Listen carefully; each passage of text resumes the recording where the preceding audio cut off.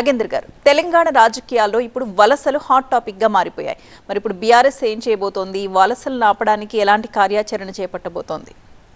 అంటే ముందుగా మీకు ప్రేక్షకులకు నమస్కారము. అదేవిధంగా ఈ వలసలు ఏదైతే ఉందో ఎన్నికల కన్నా ముందు పిసిసి ప్రెసిడెంట్ హోదాలో రేవంత్ రెడ్డి గారు చాలా క్లియర్ ఉన్నారు. అవి టీవీల ద్వారా కూడా వీడియోలు వింటున్నాం. ఎక్కడైతే రాజీనామా చేయకుండా పార్టీ మారితే రాళ్లతో కొట్టమన్నారు. అంతకన్నా ముందు ఏంటంటే దివంగత మాజీ ప్రధానమంత్రి గారు రాజీవ్ గాంధీ గారు ఏదైతే పార్టీ ఫిరాయింపు బిల్లు తేవడం జరిగిందో ఆ పార్టీ ఫిరాయింపు బిల్లే మేము తెచ్చినామని చెప్పి కూడా వాళ్ళు పదే పదే జబలు కొట్టుకున్నారు. ఆ విధంగా కొట్టుకున్న వాళ్ళు ఈరోజు పవర్లకు రాగానే అందరు ఈరోజు చిన్న కార్యకర్త కాడికి వెళ్ళి మీది వరకు ఈవెన్ కేంద్ర పార్టీ కూడా ఢిల్లీలో ఉన్న సోనియా గాంధీ గారి నాయకత్వంలో ఉన్న పార్టీ కూడా ఇవాళ డోర్స్ తెలంగాణలో ఓపెన్ ఉన్నాయి అని చెప్తా ఉన్నారు. వలసలను ప్రోత్సహిస్తున్న పరిస్థితి ఉన్నది. పార్టీ ఫిరాయింపులను ప్రోత్సహిస్తూ ఉన్నారు. అంటే అధికారము అనేది ఎక్కువైన తర్వాత ఏదైతే ప్రతిపక్షమే ఉండొద్దు, అడిగేటోళ్ళే ఉండొద్దు, ఈ రాష్ట్రం లోపల మాకు క్వశ్చన్ చేసేటోళ్ళే ఉండొద్దు అని నియంత రాజకీయాలు ఏదైతే చేస్తున్నారో టీఆర్ఎస్ పార్టీ మేము ప్రజాస్వామ్యబద్ధంగా వెళ్తూ ఉన్నాం. ప్రజాస్వామ్యబద్ధంగా చాలా క్లియర్గా మేము చెప్తున్నది ఏంటి అంటే ఏదైతే మీరు ఎన్నికల లోపల మాట ఇచ్చినరో ఎన్నికల లోపల ఏ విధంగా అయితే మీరు ఉంటామన్నారో ప్రజలు మీకు పట్టం కట్టడం జరిగిందో అదేవిధంగా మీరు రన్ చేయండి, అదేవిధంగా అభివృద్ధి చేయండి. ఇటు ఈ పార్టీ ఫిరాయింపును ప్రోత్సహించే బదులు లేకుంటే అప్రజాస్వామికంగా మీరు చేస్తున్న కార్యక్రమాలు అవన్నిటినీ కూడా మరిచి మీరు ఇచ్చిన వాగ్దానాలను 420 వాగ్దానాలు చేశారు. బీసీ డిక్లరేషను, లేకుంటే మహిళా డిక్లరేషను, ఎస్సీ ఎస్టీలకు డిక్లరేషను, రైతు డిక్లరేషను అన్నిటిని కూడా తుంగలో దొక్కుతున్నారు. ఇలా రైతులకు చూస్తే ఈ టైం లోపల వాళ్ళ సీజన్ రైతులందరూ కూడా ఈరోజు పెట్టుబడి అవసరం ఉన్న పరిస్థితి. ఆ పెట్టుబడిని కూడా విస్మరిస్తున్న పరిస్థితి ఉన్నది. దాన్ని ఎక్కడో మారుస్తామన్నారు.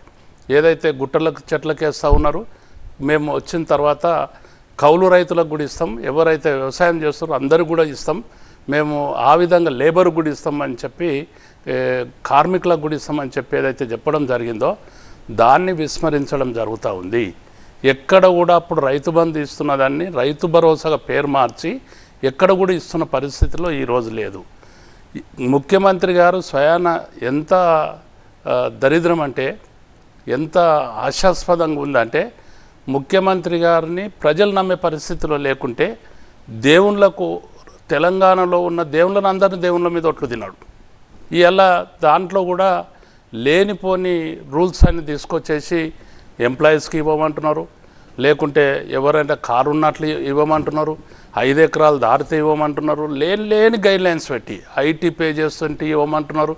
ఇప్పుడు ఒక్కరు మామూలు రైతు విదేశాల్లో చదివించాలి పిల్లల్ని అనుకుంటే, ఫర్దర్ ఎడ్యుకేషన్ పోవాలనుకుంటే వాళ్ళు ఐటీ పేయర్స్ అయి ఉండాలని చెప్పి ఐటీ చేసుకుంటూ ఉంటారు.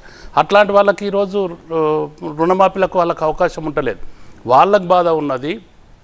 అదేవిధంగా చిన్న ఎంప్లాయీ ఉన్నా కూడా గవర్నమెంట్ ఎంప్లాయీ ఉంటే వాళ్ళకు కూడా ఇవ్వలేని పరిస్థితి ఉన్నది. రైతు దేశానికి సేవ చేస్తున్న, రైతు దేశానికి అన్నం పెడుతున్న వ్యక్తి, భూమి లోపలికి వెళ్ళి తీసేసి మనకు అన్నం పెడుతున్న వ్యక్తి. కాబట్టి రైతుల సంక్షేమం కొరకు అందరు రైతులలో ఏది కూడా వ్యత్యాసాలు లేకుండా గతంలో నడుస్తే ఈరోజు వ్యత్యాసాల పేరు మీద రైతు సంక్షేమం కానీ, రైతు రుణమాఫీ కానీ, రైతు బంధు కానీ అవన్నిటిని విస్మరిస్తున్న పరిస్థితి ఉన్నది. ఈ విధంగా వీటి మీద మేము కాన్సన్ట్రేషన్ చేయమంటున్నాం. ముఖ్యంగా నిన్న మాజీ ముఖ్యమంత్రి గారు మా పార్టీ అధినేత చాలా క్లియర్గా చెప్పడం జరిగింది. శాసనసభ్యులను అందరిని కూడా కూర్చోబెట్టి మీరు తొందరపడకండి, 6 నెలల్లో వాళ్ళ అర్థమైపోతుంది, 6 నెలల ముందు మంచి రోజులు మనకు రాబోతాయి అని చెప్పడం జరిగింది. ఒక 6 నెలల్లోనే వీళ్ళు ఫెయిల్ అయిపోతున్న పరిస్థితికి అనిపిస్తూ ఉన్నది. ఇప్పటికే ఫెయిల్ అయిపోయారు, చాలామంది కూడా విమర్శిస్తున్న పరిస్థితి ఉన్నది. ప్రజలు ఎక్కడ కూడా వీళ్ళు ఇచ్చిన వాగ్దానాలను అన్నింటినీ కూడా నెరవేరలేవు అని చెప్తా ఉన్న పరిస్థితి ఉన్నది. కాబట్టి